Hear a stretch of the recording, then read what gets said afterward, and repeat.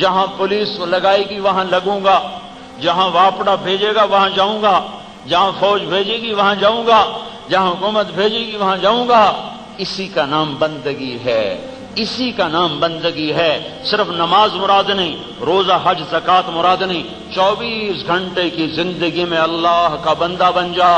وہ کچھ تیری آنکھوں سے بھی چاہتا ہے، کچھ تیرے ماتھے سے چاہتا ہے، کچھ تیرے ہاتھوں سے چاہتا ہے، کچھ تیرے کانوں سے چاہتا ہے، کچھ تیرے بول سے، کچھ تیرے پیٹ سے، کچھ تیری شہوت سے، کچھ تیرے پاؤں سے، کچھ تیری دکان سے، تجارت سے۔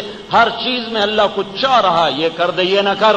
آنکھ آنکھ دیکھ دیکھ پر کسی کی بیٹی کو نہ دیکھنا، کسی کی بیوی کو ہوسناک نظروں سے نہ دیکھنا۔ سن سن، اپنی ضرورت کی ہر بات سن، موسیقی نہ سننا ورنہ تیرا دل پتھر کی طرح سخت ہو جائے گا، شور پیدا ہو جائے گا۔ جس زمین میں کلر پیدا ہو جائے، جو کان موسیقی سنتے رہتے ہیں ان کے دلوں میں کلر پیدا ہو جاتا ہے۔ کلر والی زمین میں کچھ نہیں ہوتا، وہ کان جو موسیقی سے بھر جائیں ان کے دلوں میں خیر کی رغبت ختم ہو جاتی ہے، وہاں کچھ نہیں ہوتا۔ ہاتھ دیا ہے صحیح لکھو، کسی کے خلاف غلط فیصلہ نہ لکھ دینا۔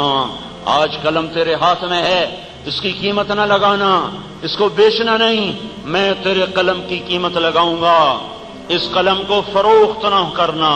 جب قلم بکتے ہیں تو قدم بہک جاتے ہیں۔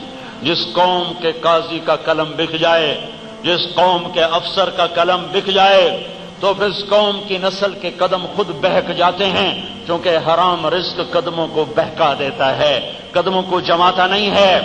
اس قلم کی قیمت لگاؤ تو میرا نبی کہتا ہے ایک دن عدل سے فیصلے لکھنے والا، ایک دن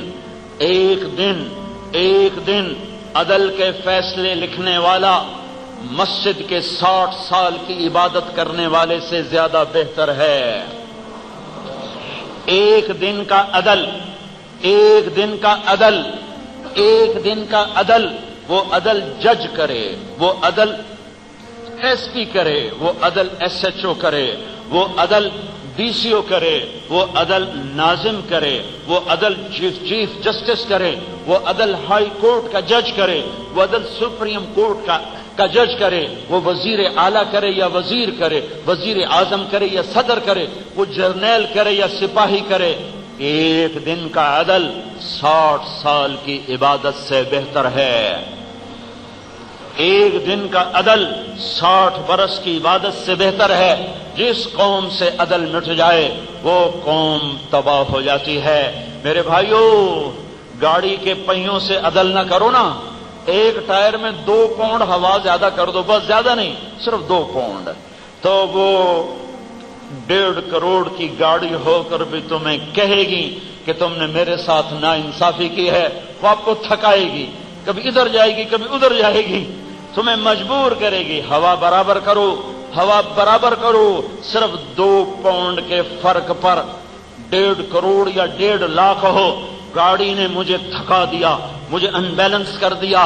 ہائے جب قاتل چھٹ جائیں اور بے گناہ تختہ دار چڑھ جائیں، جب مظلوم کی فریادیں عدالت کے درباروں سے ٹکرا کر لوٹ آئیں، جب مظلوم کی ہائے صدا بصحرا ثابت ہو، جب سائرن کی آواز ہو اور مظلوم کی آہیں اس میں دب جائیں، تو پھر اس قوم کو سونے کی بارش بھی زندہ نہیں کر سکتے، اس قوم کی لہلہاتے کھیت بھی انہیں بہار نہیں دے سکتے۔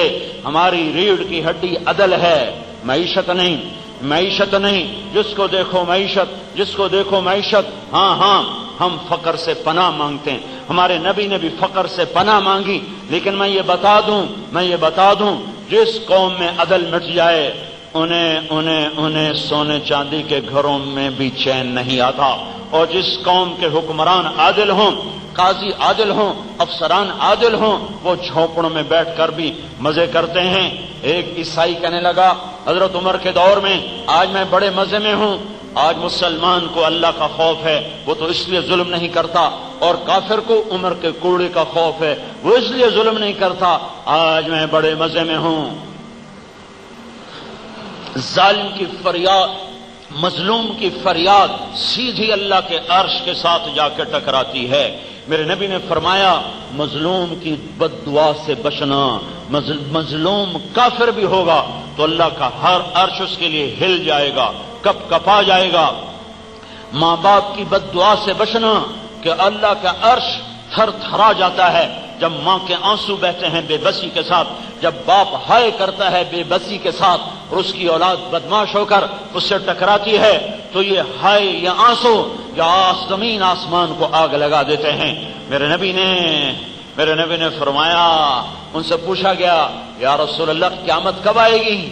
تو آپ نے یہ نہیں کہا کہ جب زنا عام ہو جائے گا قیامت آئے گی، آپ نے کہا یہ نہیں کہا جب شراب زیادہ ہوگی تو قیامت آئے گی، یہ نہیں کہا جب قتل و غارت زیادہ ہوگا تو قیامت آئے گی۔ آپ نے فرمایا جب تم دیکھو کہ اولادیں ماں باپ کے ساتھ، ماؤں کے ساتھ نوکروں جیسا سلوک کر رہی ہیں، جب ڈیفنس کے نوجوان، لاہور کے نوجوان اپنی ماؤں کو نوکروں کی طرح ذلیل کر رہے ہیں تو سمجھو آ رہی ہے۔